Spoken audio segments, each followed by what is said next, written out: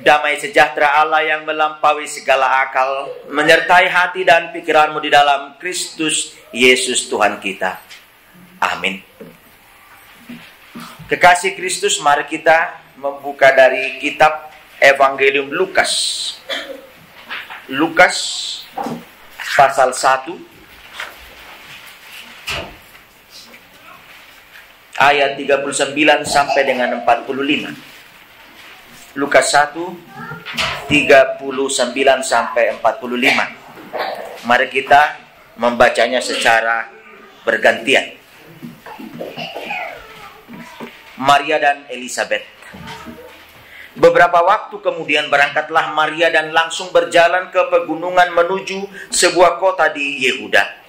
Di situ dia masuk ke rumah Zakaria dan memberi salam kepada Elisabet. Dan ketika Elisabet mendengar salam Maria, melonjaklah anak yang di dalam rahimnya, dan Elisabet pun penuh dengan Roh Kudus. Lalu berseru dengan suara nyaring, "Diberkatilah engkau di antara semua perempuan, dan diberkatilah buah hatimu. Siapakah aku ini, sampai ibu Tuhanku datang mengunjungi aku? Sebab sesungguhnya ketika salamku sampai kepada jemaatku, anak yang di dalam rahimku melonjak teriak." Dan berbahagialah ia yang telah percaya, sebab apa yang dikatakan kepadanya dari Tuhan akan terlaksana. Kami meminta salah seorang dari kita untuk membaca bahasa Inggris.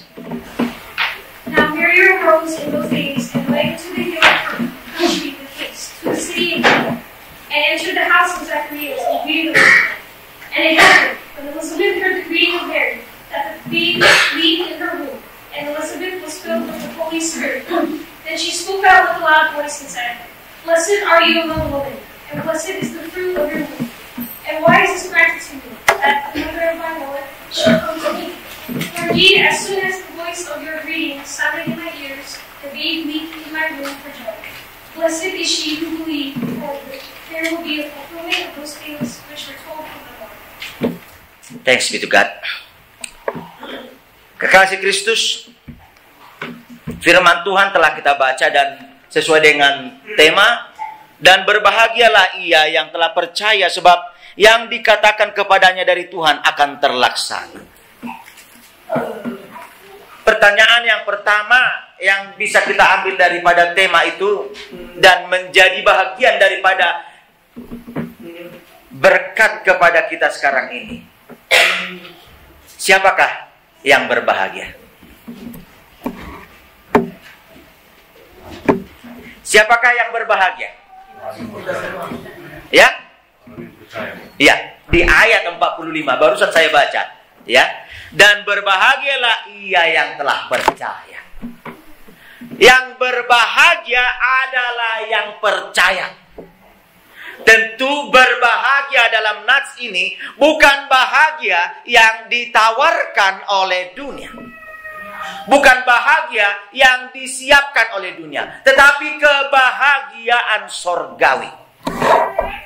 Kebahagiaan yang ditawarkan oleh Allah kepada orang yang mau menerima kebahagiaan itu. Sehingga kalau kita lihat pada nats ini ayat sebelumnya, bahwa yang berbahagia adalah Maria. Maria berbahagia karena kalau kita lihat di ayat 28, ketika malaikat itu masuk ke rumah Maria, ia berkata, "Salam, hai engkau yang dikaruniai, Tuhan menyertai engkau." Yang mendapatkan kebahagiaan dari Allah adalah karena Tuhan hadir dalam kehidupannya. Tuhan menyertai kehidupannya. Dan Tuhan menyanggupkan dia untuk menjalani sesuai dengan rancangan dan rencana yang telah ditetapkan Tuhan padanya.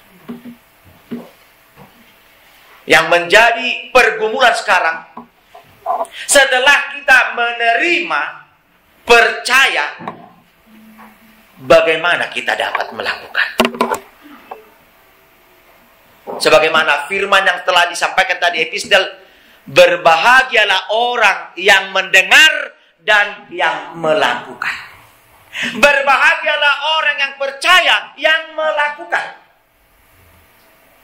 Percaya tanpa melakukan bukan percaya. Tetapi percaya adalah bagian daripada responsibility, pertanggungjawaban kita akan suatu mandat yang diberikan, tanggung jawab yang diberikan kepada kita. Kebahagiaan itu menjadi bagian daripada karunia. Kalau kita baca dalam ayat yang berikutnya tadi, ayat 29. Ayat 30. Beroleh kasih karunia di hadapan Allah. Kebahagiaan mendapatkan karunia sebagaimana yang dialami oleh Maria pada saat ini. How can it be? Bagaimana itu mungkin seorang perempuan yang telah bertunangan kemudian mengandung tanpa persetubuhan? Bagaimana mungkin dunia dapat menerima ini? Kalau menurut tradisi dan hukum Yahudi, mereka ini atau Mary ini sudah termasuk dalam kategori yang berzina. Dan hukum daripada perzinahan adalah hukum stone by death. Dilempar dengan batu sampai dengan mati, kematian. Itu yang menjadi hukum. Tetapi apa yang terjadi dalam diri Mary? Ia si Maria di peok dohatai, jala di pahusor-husor di bagasan rohana. Dan kalau kita baca pada ayat sebelumnya, pada ayat yang ke-38 kata Maria, sesungguhnya aku inilah hamba Tuhan, jadilah padaku menurut perkataan. Aku ini adalah hamba Tuhan, jadilah kepadaku menurut perkataan. Thy will be done. Ini yang kita lihat dalam diri Mary. Kehendak Tuhan didahulukan dalam hidupnya. Mencari kerajaan Allah dahulu, baru kemudian yang lain itu ditambahkan kepadanya.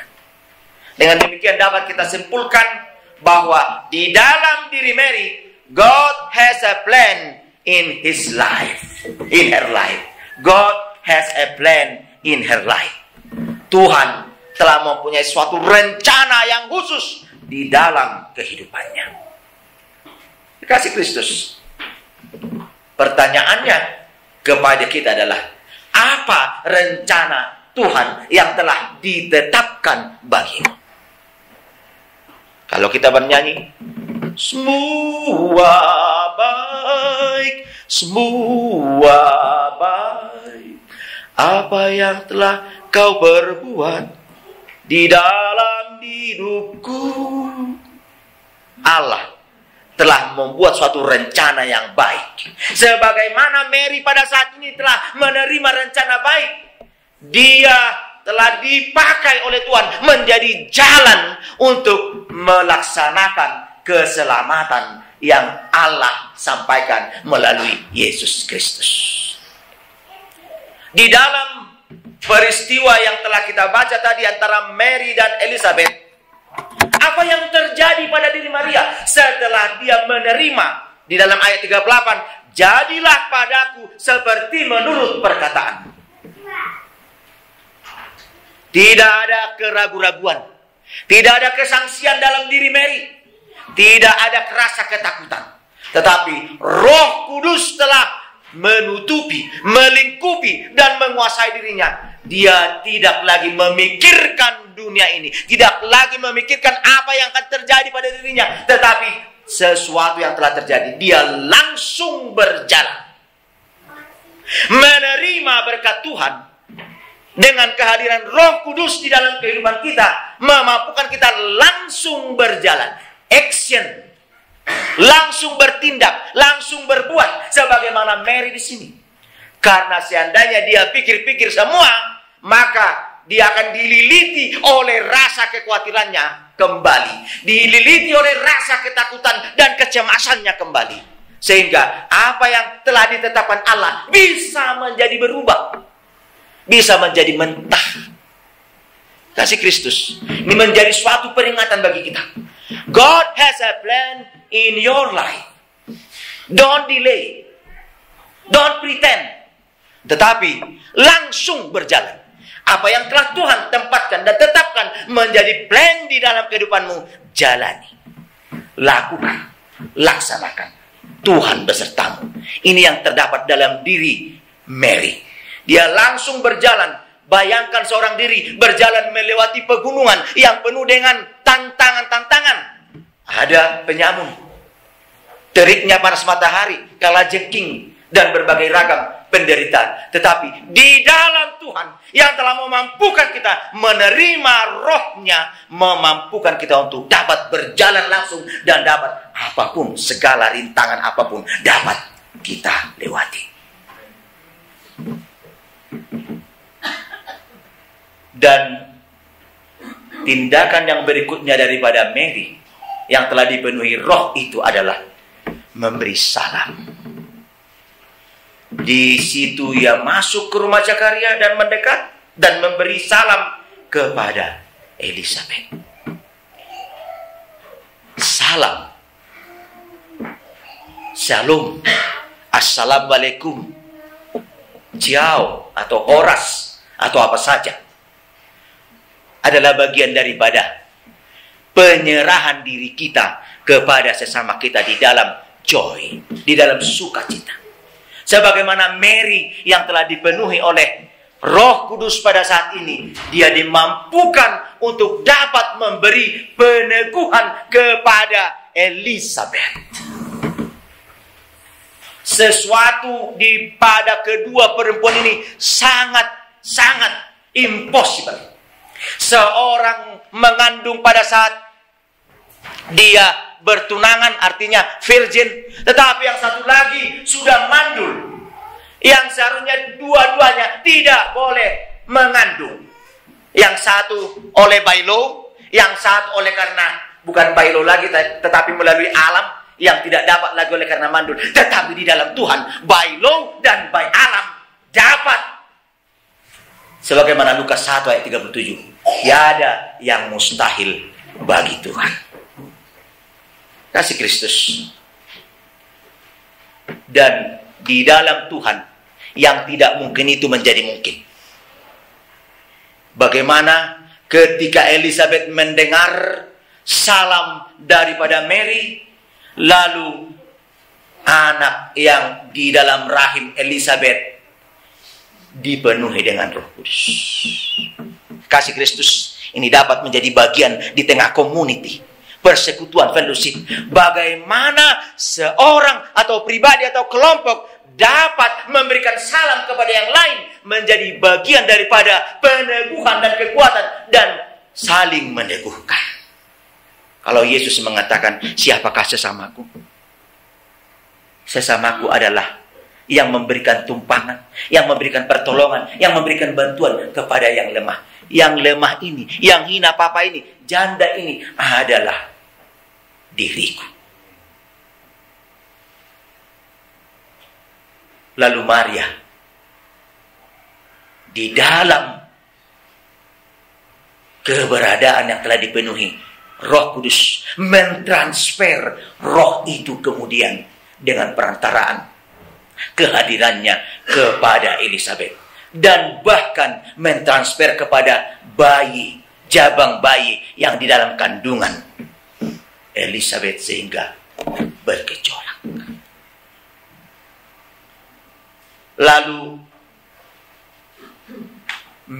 Elisabeth berseru dengan suara nyaring, diberkatilah engkau antara semua perempuan dan diberkatilah buah rahim. Kasih yang saling bersahut-sahutan, kasih yang saling menjawab, kasih yang telah dipenuhi oleh kuasa Roh Kudus memampukan keduanya saling meneguhkan. Dan bahkan Kalau kita lihat di sini, Elizabeth mengatakan, siapakah aku ini sampai ibu Tuhanku datang mengunjungi aku? Sebab sesungguhnya ketika salam sampai kepada telingaku, anak yang di dalam rahimku melonjak kegirangan. Kasih Kristus, mari kita lihat bagian ini. Sesuatu yang impossible dapat menjadi nyata di hadapan Tuhan. Sesuatu yang tidak mungkin bisa dimungkinkan oleh Tuhan. Artinya, mari kita lihat bahwa bahkan di dalam kandungan pun, sebagaimana Yeremia yang telah menerima penyataan Tuhan mengatakan, dari sejak kandunganmu pun, dari sejak kau ditenun pun, aku sudah membentuk engkau. Kasih Kristus. Di dalam kehidupan, kita juga mengalami hal sedemikian. Mungkin kita bisa mengalami suatu peristiwa, lalu mengatakan, ini tidak mungkin. Ini tidak mungkin Tuhan. Tetapi, di dalam suatu peristiwa, ada bagian daripada yang menguatkan dan mengokohkan, yang bagi kita ini tidak dapat kita selesaikan, tetapi di dalam Tuhan kita beroleh kekuatan, kita beroleh kemampuan. Yesaya 55 ayat 8 mengingatkan kita, sebab rancanganku bukanlah rancanganmu, dan jalanmu bukanlah jalanku, demikian firman Tuhan. Kasih Kristus. Dengan demikian, mari kita diingatkan sebagai bagian daripada tema pada saat ini. God has a plan in your life. Tuhan telah mempunyai suatu rencana di dalam kehidupanmu dan menjadikan hidupmu berbahagia jika engkau percaya. Dan kepercayaanmu itu memampukan engkau melaksanakan sesuai dengan rancangan dan rencana yang telah dipersiapkannya. Kasih Kristus, pada saat ini, di Minggu Advent 4 ini, saudara kita, Jenny Dharma Siregar, yang telah belajar di dalam vikariat, pelayan atau penatua, akan menerima peneguhan install pada saat ini. Ini merupakan suatu yang berbahagia, baik pada diri saudari Jenny, keluarga Situmeang, jemaat, komunitas Batak, orang Indonesia, dan secara khusus di gereja ini dengan bertambahnya penatua yang baru. Kasih Kristus, satu hal yang perlu kita ambil khususnya kepada Ibu Jenny Dharma Siregar, dikatakan pada nats yang telah kita baca itu, dan berbahagialah ia yang telah percaya, sebab apa yang dikatakan kepadanya dari Tuhan akan terlaksana. Panggilan menjadi penatua, sebagaimana Mary terpanggil pada saat ini, memperoleh kebahagiaan karena percaya. Hal yang pertama sekali yang perlu Ibu Jenny tegaskan dalam kehidupan adalah percaya.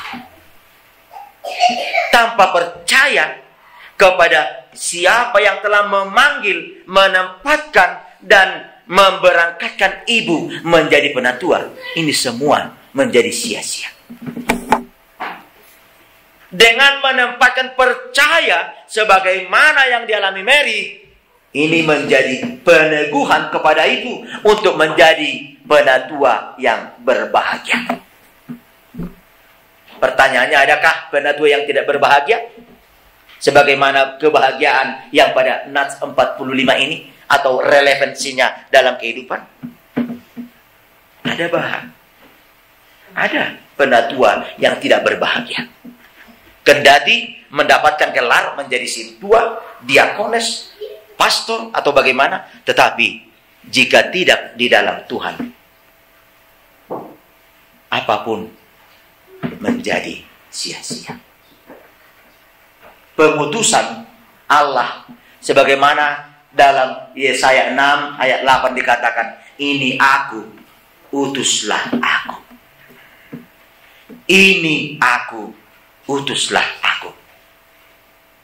Di dalam panggilan untuk mengutus dan dalam pengutusan ini, Allah mengingatkan bahwa tugas seorang gembala atau tugas seorang penatua adalah sebagaimana telah tercantum di dalam agenda nanti yang akan Ibu terima, yaitu membimbing, menuntun, mengarahkan, mengingatkan, dan bahkan menegur jemaat.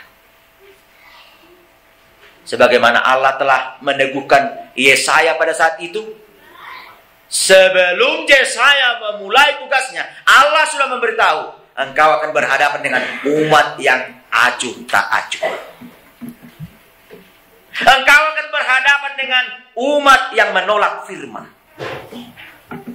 Engkau akan berhadapan dengan umat yang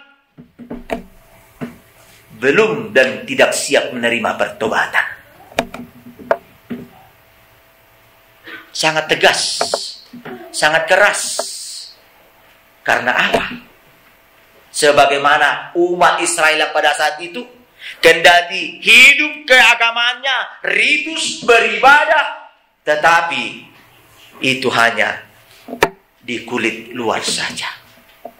Hidup dari dalamnya penuh dengan kekosongan. Hidup di dalamnya penuh dengan pergolakan. Hidup di dalamnya belum berdamai dengan Tuhan. Pengutusan ini juga berlaku kepada kita pada saat ini. Khususnya kepada ibu yang akan menerima tapisan menjadi penatua yang baru. Jangan heran bahwa suatu saat, baik secara pribadi, baik secara 2 atau 3 orang, atau mengatasnamakan keluarga atau kelompok, umat akan memberontak kepada ibu.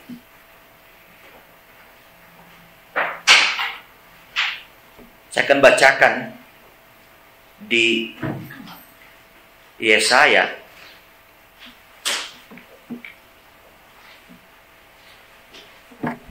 dalam pasal 54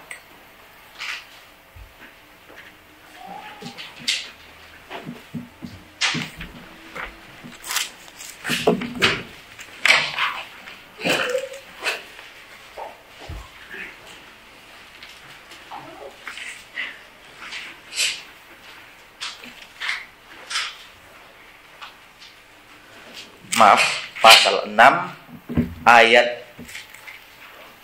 8.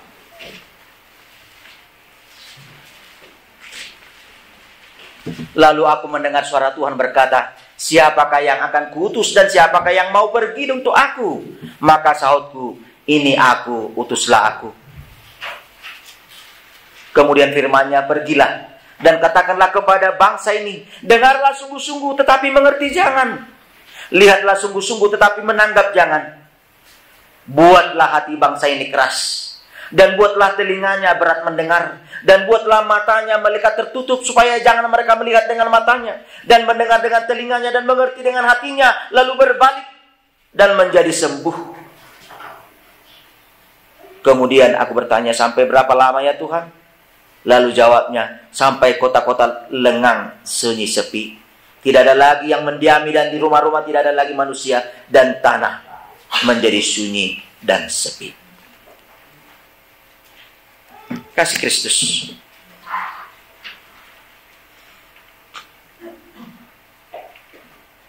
Allah akan senantiasa menyertai. Allah akan senantiasa meneguhkan hamba-Nya di dalam menjalani tugasnya. Kendati kalau dikatakan tadi, buatlah hati bangsa ini keras, tapi Tuhan telah mempunyai jawaban yang khusus. Tuhan telah memberikan roh hikmat kebijaksanaan kepada hamba-Nya untuk bersiap di dalam tugas panggilan itu.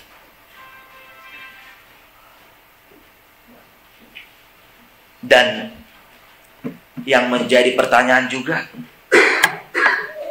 apakah bagian daripadaku jikalau aku telah menerima panggilan ini? Atau apakah upahku kalau aku sudah menerima panggilan ini? Kasih Kristus, Yesus sendiri memberikan jawaban. Khusus kepada yang memberikan waktunya, tenaganya, pikirannya menjadi hambanya. Sebagaimana ketika murid-murid bertanya, Tuhan, kami telah meninggalkan yang ada pada kami.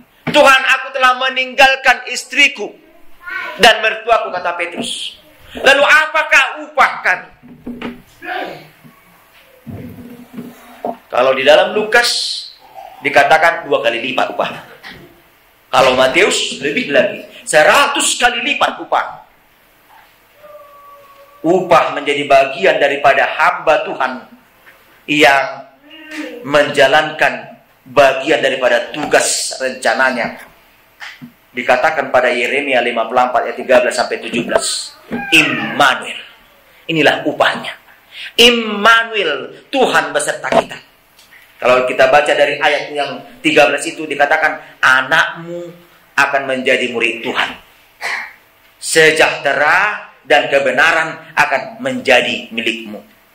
Engkau akan jauh dari pemerasan dan kekejutan. Dan bahkan Allah akan menjadi pemusnah atau yang menggagalkan bagi setiap yang mau merencanakan kejahatan, permusuhan kepadamu.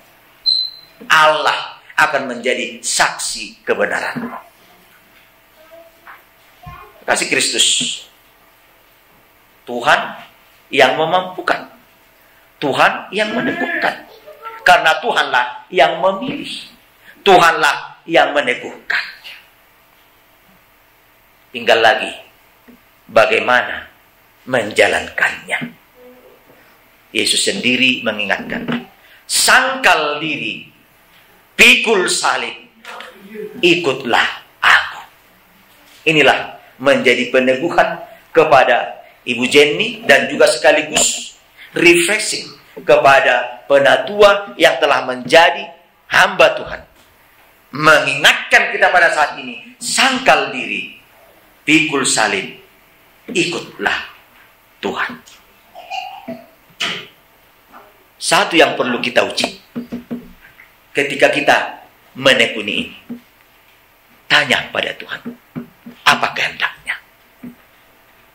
Hizkia pada waktu sakit dan dia telah diultimatum dengan pernyataan bahwa dia akan mati oleh sakit barah yang terkena kepadanya. Lalu Hizkia datang berdoa. Hizkia merelakan dan menyatakan kepada Tuhan di dalam doanya akan suatu masa depan. Hizkia didengarkan oleh Tuhan akan doanya karena kesetiaannya, ketulusan hatinya, dan penyerahannya, ketekunannya akan firman. Sehingga Tuhan mengubahkan rencana yang seharusnya sudah harus diterima oleh Hizkia, tetapi Hizkia mengalami kesembuhan. 15 tahun Hizkia memperoleh tambahan umur setelah Allah memulihkan dan mengubahkan keputusannya. Yang mau kita sampaikan pada saat ini adalah, apapun pergumulanmu, khususnya di dalam panggilanmu, serahkanlah kepada Tuhan. Tuhan menyanggupkan, Tuhan memberikan. Dan secara khusus juga bagi saudara-saudara kami yang berulang tahun pada saat ini, ulang tahun adalah bagian daripada tanggung jawab kita kepada Tuhan. Saya tidak tahu untuk berapa yang pada saat ini yang sudah ada di daftar ini, tetapi mari kita katakan, saya mau melihat ulang tahun itu juga adalah bagian responsibility akan perpuluhan kita kepada Tuhan. Semalam saya berkali-kali, memang orang Batak pandai berkali-kali, Tetapi kalau berbagi-bagi payah. Ya, karena kalau berkali-kali lihat harta orang, lihat rumah orang, lihat milik orang cepat sekali. Nah, kenapa harus begini? Kenapa begini? Kenapa begitu? Ya, sering seperti minggu yang lalu penyakit 4C itu, compare, compete, criticize, dan complain. Ya, compare dulu, memperbandingkan. Kenapa dia? Ya, sama-sama dari benua hulingnya datang kami. Ya, kenapa harus dia yang lebih tinggi? Kenapa aku rendah begitu? Compare. Lalu dengan compare itu kemudian dia compete. Dia beli telepon kan 26 inci, lalu saya beli, dia sana beli 27,5 inci kawan. Ya, jadi apa yang terjadi? Compete, berkompetisi. Kompetisi memang sehat, tetapi kalau sudah ajang untuk menunjukkan pamor, maka ini menjadi suatu yang bermasalah. Akhirnya yang timbul dari compete adalah criticizing. Yang sehat pun menjadi tidak sehat. Semuanya sudah menjadi sakit. Ya, yang sehat pun jadi tidak sehat. Dan akhirnya yang terjadi adalah komplain, mengeluh. Karena apa? Seperti Pak Timisela yang semalam berkhotbah. Ya, yang datang hanyalah Bill Clinton terus. Karena apa? Sudah comot sana, comot sini. Akhirnya hanya untuk suatu ajang bisa jadi akibatnya komplain, mengeluh. Kasih Kristus, saya menghitung sedemikian. Kalaulah umur bapak dan ibu 50 tahun sekarang, Anda sudah hidup 50 tahun. Contoh ini, karena tidak mungkin saya katakan 49, 48, 47, hitung-hitung sendirilah begitu. Tapi saya ambil yang sederhana saja, 50 tahun. Kalau dihitung 50 tahun, berarti kita sudah dikasih Tuhan support 26 juta menit. Tuhan telah mensupport kita 26 juta menit. Kalau 50 tahun ya, boleh dikurangi nanti kalau contohnya kita 25 tahun, berapa berarti 13 juta menit. Lalu kalau 26 juta menit itu berarti 433.333 jam. Oke? Jadi pertanyaannya sekarang, kalau kita 50 tahun, 40 tahun, 30 tahun dengan kalkulasi ini, kalau Tuhan mengatakan dalam Maleakhi 3 ayat 1 memberikan perpuluhan, itu perpuluhan materi, sekarang Tuhan mempertanyakan kembali perpuluhan waktu. Kalau perpuluhan waktu dari 50 tahun dengan 333 jam per 10 sama dengan 43.333 jam. Berarti seorang yang sudah berumur 50 tahun sudah harus menyerahkan perpuluhan waktunya 43.333 jam. Nah, sekarang mari kita buat kategori untuk melihat sudah sampai ke aku ke sana. Saya ambil hanya satu kategori rajin. Ya, yang rajin itu 1 jam dia membicarakan firman Tuhan 1 hari. Pernah? 1 jam? Oke, hitung-hitung. 2 makan pagi. Berapa menit? Cukup 5 menit? Terlalu lama. 1 menit aja. Ya Tuhan, berkatilah makanan minuman ini menjadi kesehatan kekuatan. Amin. 1 menit nggak sampai. 10 detik. Oke. 3 kali makan.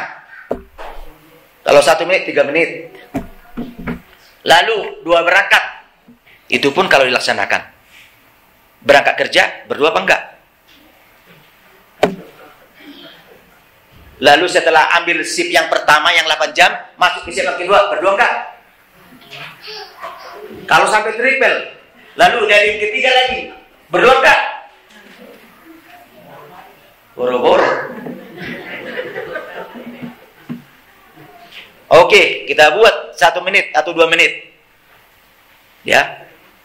Karena di jalan mungkin, ya Tuhan, berkatilah aku keselamatanku sampai ke Lakewood. Contohnya kalau di Lekut tempatnya. Atau di Little Town, begitu. Udah berapa menit? Kemudian, adakah kita membaca firman Tuhan? Ya mungkin kita dibekali oleh mertua atau orang tua dulu berangkat dari Indo atau sesudah di sini setelah pernikahan di sini contohnya atau di mana lalu pendeta memberikan ini Bibel. Berapa pasal? Adakah pasal? Terlalu capek membaca satu pasal. Mungkin satu ayat aja. Yang perlu diingat adalah carilah dahulu kerajaan Allah dan kebenarannya. Maka semuanya kita tambahkan kepada. Itu aja. Tapi saya yakin Bapak Ibu membaca tiap pagi ya dan malam gitu.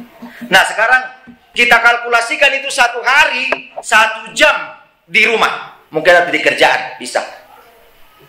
Berarti kalau 1 minggu 7 jam. Kemudian masuk ibadah minggu atau sabat